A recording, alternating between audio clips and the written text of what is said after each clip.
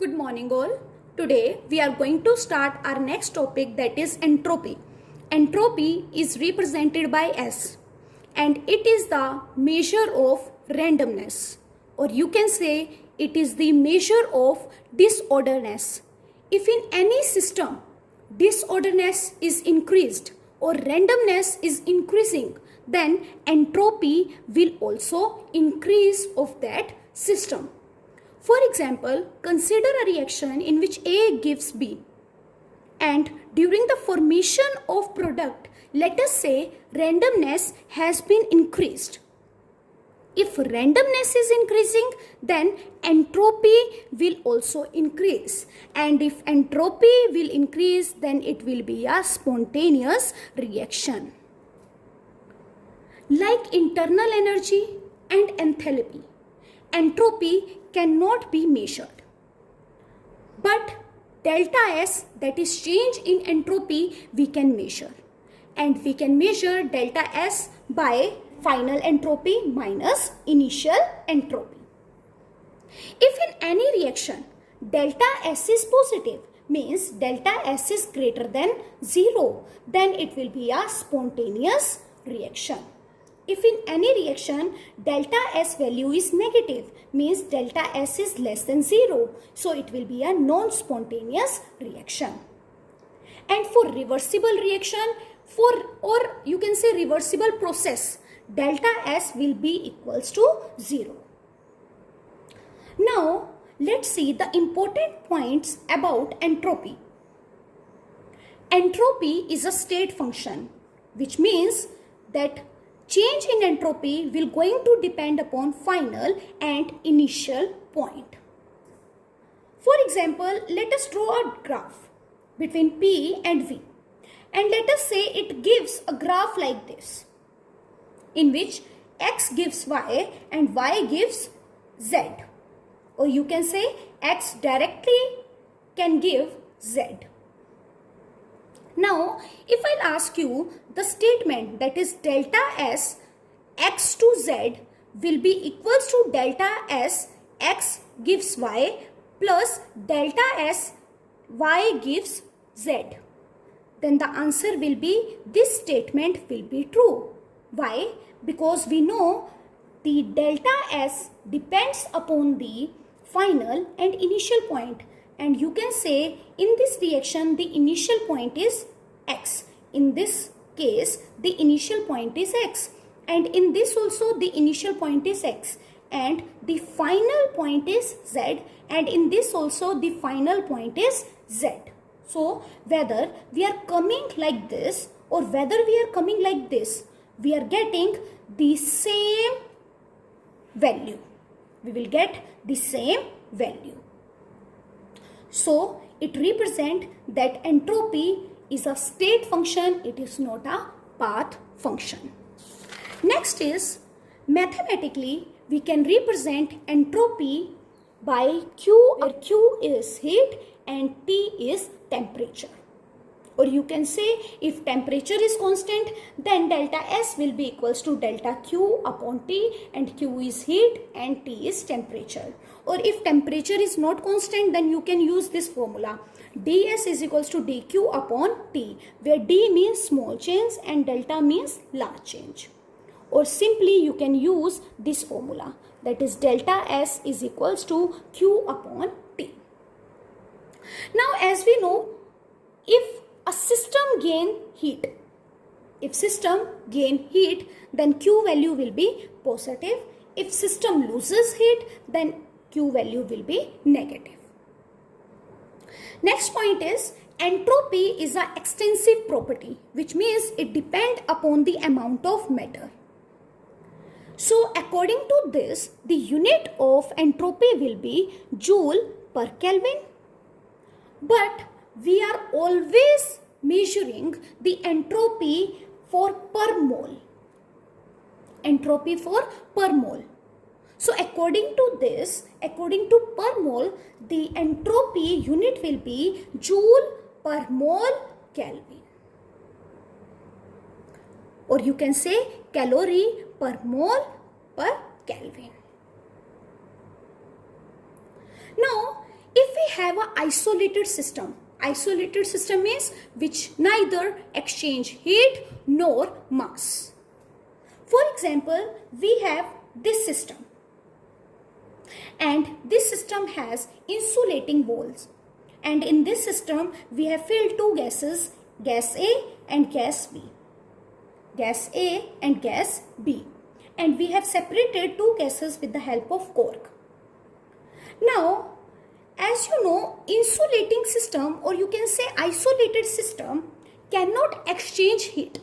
If it cannot exchange heat, then change in heat will be 0, or Q will be 0. And if Q will be 0, then delta S will be 0, because delta S is equals to Q upon T. If Q is 0, then delta S will also be 0. But for this case, delta S cannot be equals to 0. Why? Because if I will remove this cork, then the gas A will move this side and gas B will going to move this side. Means the randomness, the freeness will increase.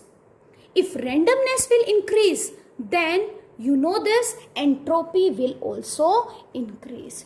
So in case of isolated system, we cannot judge entropy according to heat. We cannot judge entropy according to heat. It will always be greater than 0. Next is, if we have a non-isolated system, means there is an interaction with surrounding, like it can exchange heat or mass with the surrounding. In case of open system and closed system, we have studied this. So, if in case of non-isolated system, how we will going to find the entropy? So, in case of non-isolated system, the total entropy will going to be equals to the entropy of the system plus entropy of the surrounding. Total entropy will going to be equals to the entropy of the system plus entropy of the surrounding. In this, if any process is spontaneous, and for any spontaneous process, delta S value will be greater than 0. This we already know. For spontaneous reaction or for spontaneous process, delta S value will be greater than 0. Now let's prove this. If we have reversible isothermal process, isothermal means temperature is constant. So let us say this is a system and this is the surrounding, and system lose or release Q amount of heat, and if system is releasing Q amount of heat at temperature T, then surrounding will gain Q amount of heat at temperature T. So as we know, entropy is equals to Q upon T. So according to this, we can write delta S of system will be equals to minus Q upon T. Why? Because system is releasing Q amount of heat. And delta S of surrounding will be equals to positive Q upon T, because surrounding is gaining the heat. So if we want to find delta S for this case, then it will be delta S will be equals to delta S of system plus delta S of surrounding. Delta S of system is minus Q upon heat and delta S of surrounding is Q upon heat. Then it will be delta S total will be equals to 0. So for reversible isothermal process, delta S total will be equals to 0. Total entropy will be equals to 0. Now let's see in case of adiabatic reversible process. Now adiabatic means exchange of heat will be equals to 0. As we know, delta S is equals to Q upon T. If Q is 0, heat is 0, then delta S will be also 0. So if delta S is 0, then delta S for system and delta S of surrounding will also be equals to 0. So, in case of reversible isothermal process, the system entropy is not equals to 0 and surrounding entropy is also not equals to 0. Whereas, in case of adiabatic reversible process, the system entropy and the surrounding entropy will be equals to 0 because exchange of heat is 0. Now, let's see for irreversible process. Let us say this is a system and this is the surrounding, and system releases Q amount of heat at temperature T1 and surrounding gain Q amount of heat at temperature T2, and let us say T1 is greater than T2.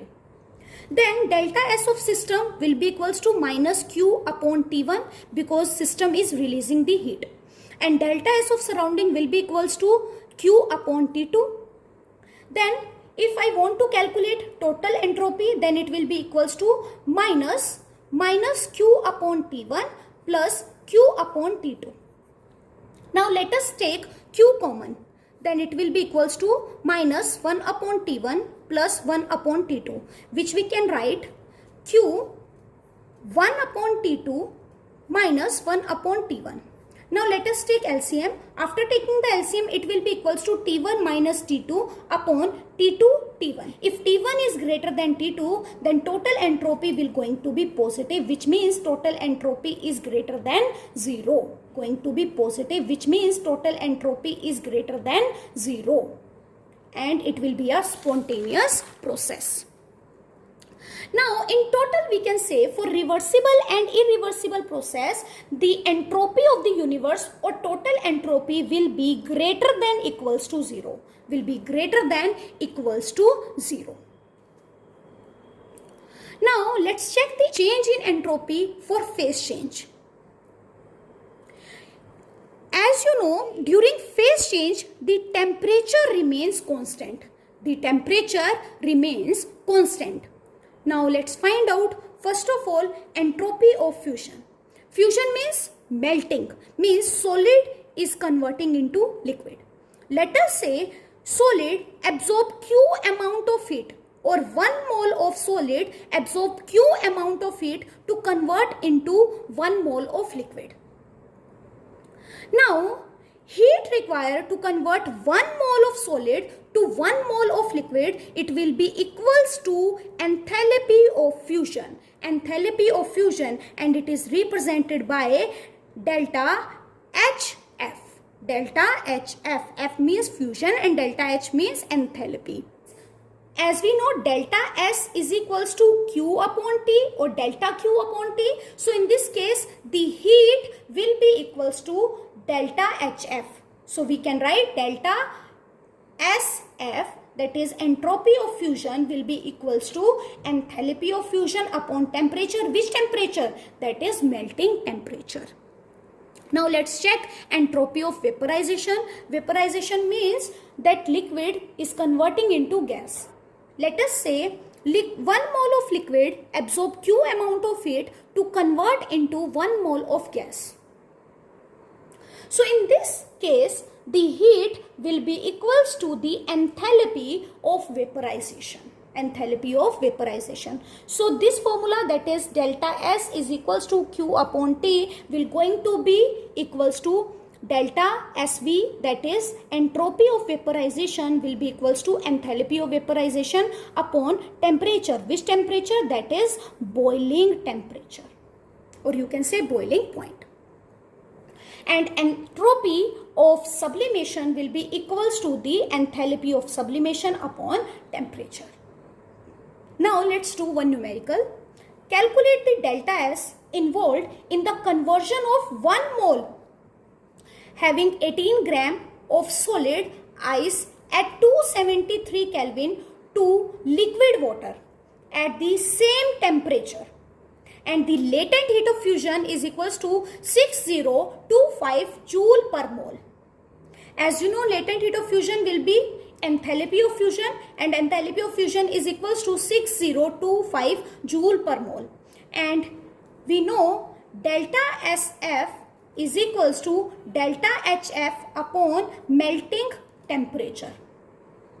and delta HF is equals to 6025 and temperature is given in this question, that is 273, and when we will divide it we will get 22.1 joule per Kelvin per mole. Joule per Kelvin per mole, that is the unit of entropy. So that's all for today. Have a nice day ahead.